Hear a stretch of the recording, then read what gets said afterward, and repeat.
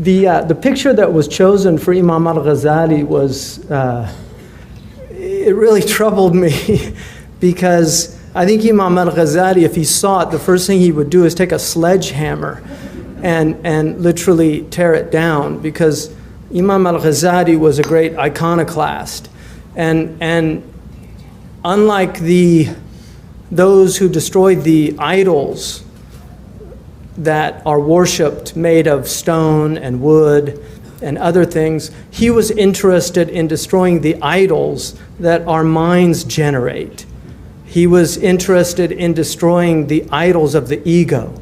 And he actually considered the greatest idol to be the idol of the self.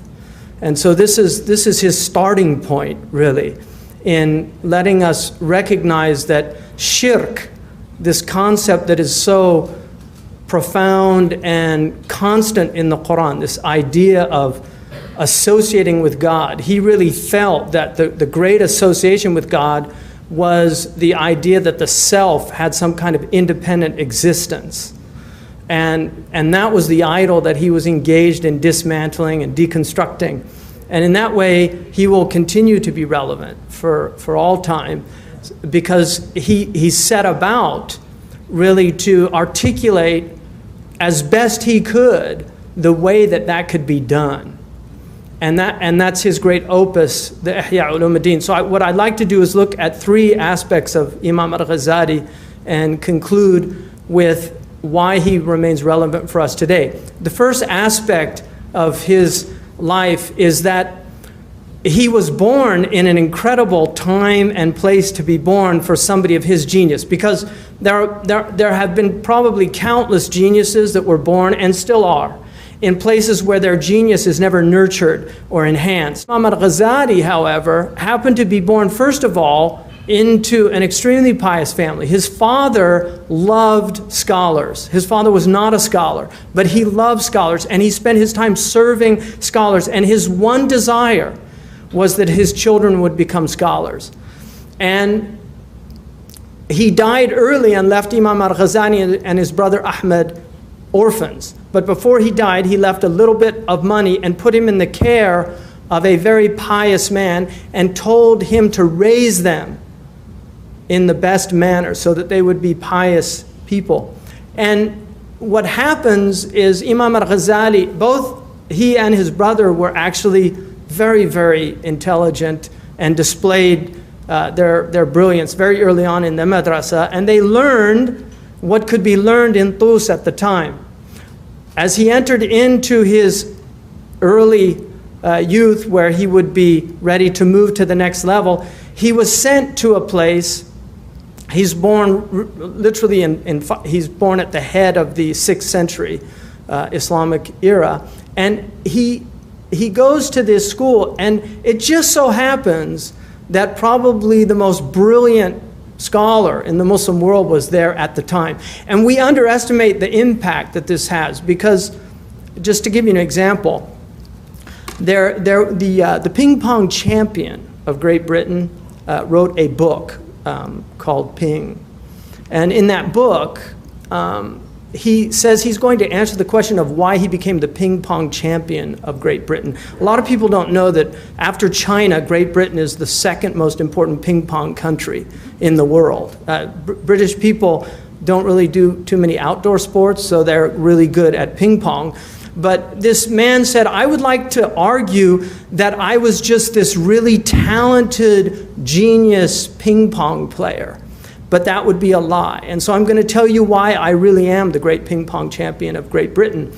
It's because when I was 8 years old, my father bought, for some reason, a proper tournament-size ping pong table of very good quality and put it in the garage. And I happened to have a 10-year-old brother who loved to play ping pong. And so we played ping pong all day long.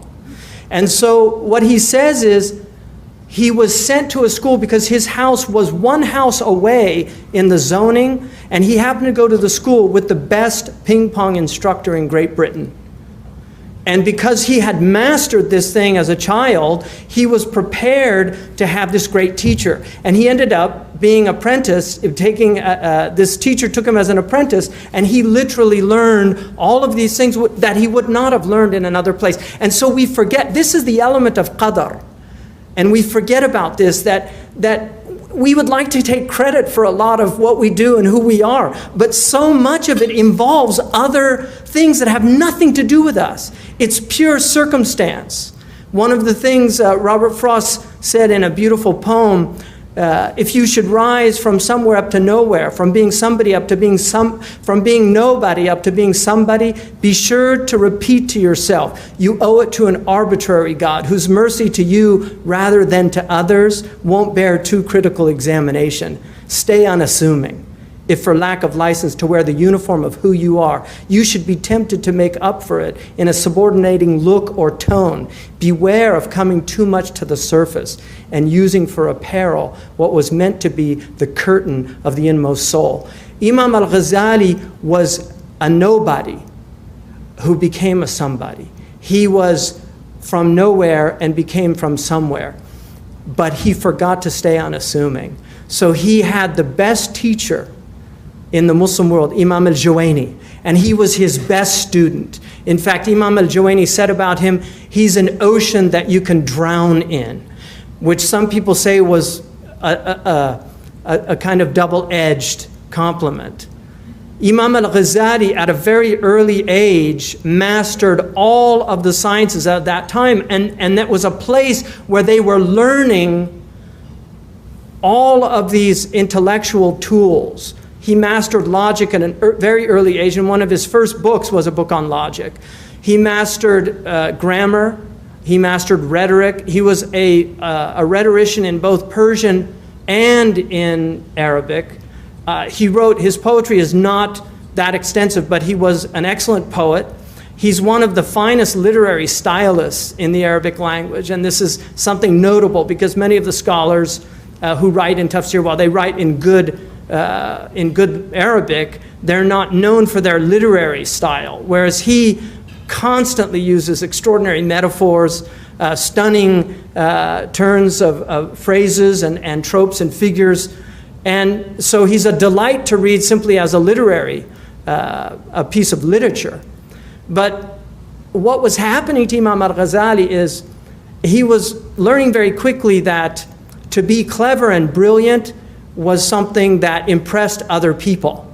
And in that culture, which took education very seriously, it was a way of advancing yourself. And he became very obsessed with this. He could pretty much win, and he did. He won every argument he ever got into. And he became, according to his own statement, he became intolerable as a person. And at a certain point, he latches on to the coterie of one of the rulers at that time, a minister.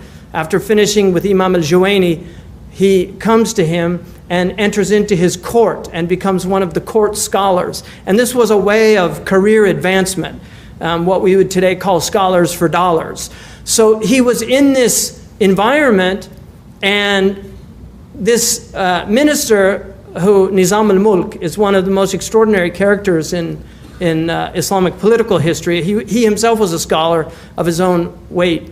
But he recognized that Al-Ghazali's genius could be used to forward he had an agenda, and that agenda was to establish a certain type of Sunni normative Islam, a Sunni orthodoxy, because he was living at a time where you had Ismaili Batinists. These were esoterists who wanted to esotericize Islam to where the outward meanings were really not important, but it was the inner message of the tradition. And so he goes then and begins to write polemical writings against the Batinists and against others. And at the same time, he's writing books in a really large spectrum of interest. He had a vast encyclopedic mind and was capable of grasping very, very difficult concepts. So he goes, and in the the 590s, Islamic era, he, in a period of about 4 years, he has this immense output. He writes a critique. First, he writes a book on what are called the aims and purposes of the philosophers, Maqasid al-Falasifa. And then he refutes those aims and purposes in another book, which is called Tahafut al-Falasifa, which 100 years later leads to the refutation of Averroes or Ibn Rushd, called Tahafut al-Tahafut, which is the incoherence of the incoherence, because he called it the incoherence of the philosophers. Also the deconstruction of the philosophers. So at this time, he's got this incredible output. He's made in his 30s, he becomes the head of the Nizamiya, a head professor at the Nizamiya in Baghdad. And this would be like being appointed to the head of Harvard, one of the chairs of Harvard, at a very early age. And in the Muslim world, this was really unprecedented. So his classes would bring literally thousands of people. These were done in very large masjid in Baghdad, and not just students could come, but other people, a time of incredible intellectual activity. So all these people are coming, and Imam Al Ghazali gives dazzling speeches, he gives incredible classes, very eloquent, everything at his hands, literally, all the tools of knowledge. He pretty much knows everything there is to know, and this was said in the pre-modern world, this was something that was quite possible. You could literally master what was known at the time. I mean, we forget that the Encyclopedia Britannica of the first edition, I think it's in 1734, has 3 volumes. It was quite small because this explosion of information that occurs in the 19th and 20th century. Prior to that, somebody like Goethe could literally be a master of what was capable of mastering in terms of outward sciences during his life. This is what Imam Al Ghazali did. But he himself was struggling. He was profoundly troubled by his own state. And he wrote his autobiography, Munqidh min al-Dalal, which is the savior from error. And what he does is he categorizes 4 types of knowledge. He argues that there is the knowledge of the philosophers, which is a rational knowledge, the knowledge of the theologians, which is a knowledge that has rational component and a component of revelation, and then the knowledge of the esotericists. And philosophers at that time would also be what we would call today scientists, because they understood that natural philosophy was actually a branch of philosophy. So they considered scientists to be natural philosophers. So he would mean by today, he would categorize the scientists under that category. People like Dawkins and those who expound a materialistic view of the world, the taba'iyun, who were called the naturalists or the materialists, or dahriyun is another term that was used. So what he does is he basically, he writes this incredibly revealing autobiography about his own crises, and he tells us what happens to him. And basically what happens is he goes to the masjid to give his lecture, and there's all the students, and he is incapable of speaking. He can't speak. And he said that for the year prior to that, he had wavered whether to set out on this path or not to. And what he meant by it was the path of realization, because the third category of knowledge that he argues were called the esotericists. They were people that claimed that there were certain people that had special knowledges that were inaccessible to other people, and we just had to follow these people. And then finally he said the last claim was to the people of tasawwuf, who argued that knowledge was the knowledge of experience, of taste, and that real faith came from experience and not from a set of logical propositions that you memorized in a textbook.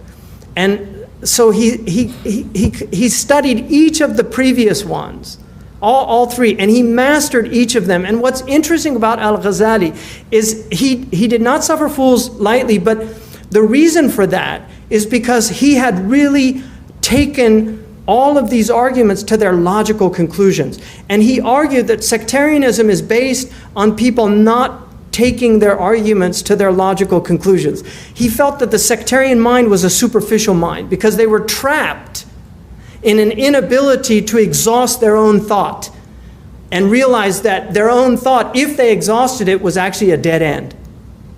And because he went to the end of each of these positions and realized that they were dead ends. And in that way, there's a postmodern element to Ghazali, which is very interesting. What he's arguing is these narratives, these grand narratives that these groups erect and then really become idols that they put up, can actually be dismantled if you use the right tools to dismantle them. And this is what he does.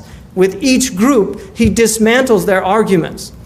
The only group that he said that he could not dismantle was these people of Tasawwuf, because what he said was their argument was not a rational argument. And he had all the rational tools to fight these other groups. Their argument was an argument of experimental psychology. What he was saying was that what they were arguing is that this is a science of the self that can dismantle the self and allow the self to perceive the reality of the self. And he argues that it is a science because they argue that it can be replicated. And this is the essence of science, that you can replicate an experiment. If you cannot replicate it, to use Popper's terms, it's non-falsifiable.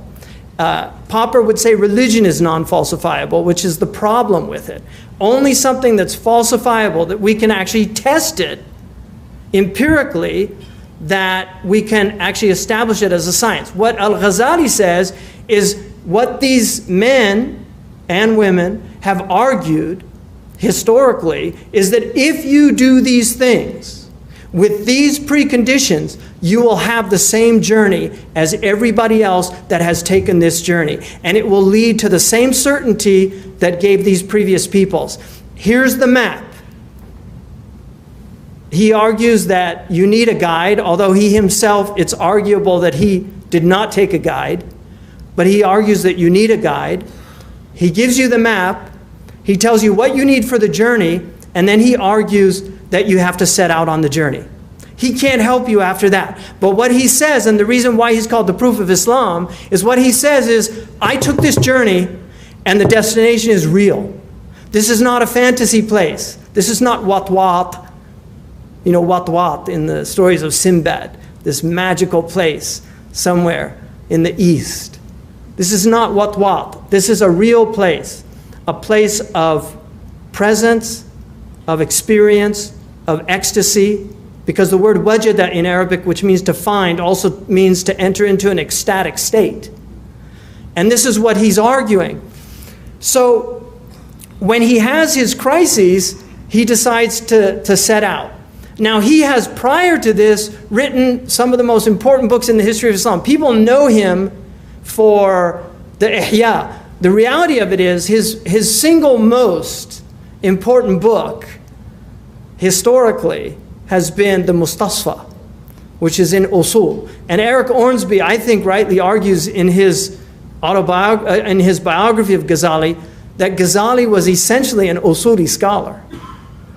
This is his great opus, is the Mustasfa. And when I asked Shaykh Abdullah bin Bayya, one of the greatest Usuli scholars living, if he would, this is the question that I always pose to scholars.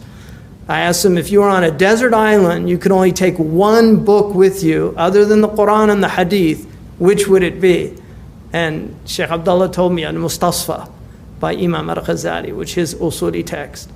And he adds things to our Usuli tradition that Imam Al-Juwayni, who was his teacher, began to develop, but Ghazali himself took it to the next level. And all of Usul after Ghazali is dependent on Ghazali. This is a fact of our Usuli tradition. So we forget that he was a great Usuli scholar. He was a great moral ethicist. He wrote Mizan al-Amal as one of his books on moral ethics. He wrote that the book he never left home without, although he memorized it, he still carried it in a physical book, was Raghib al-Isfahani. He'd put it to memory. And this was something that he'd learned on a journey after he'd come back studying. He was on his way back home, and he had all of his books and on a donkey.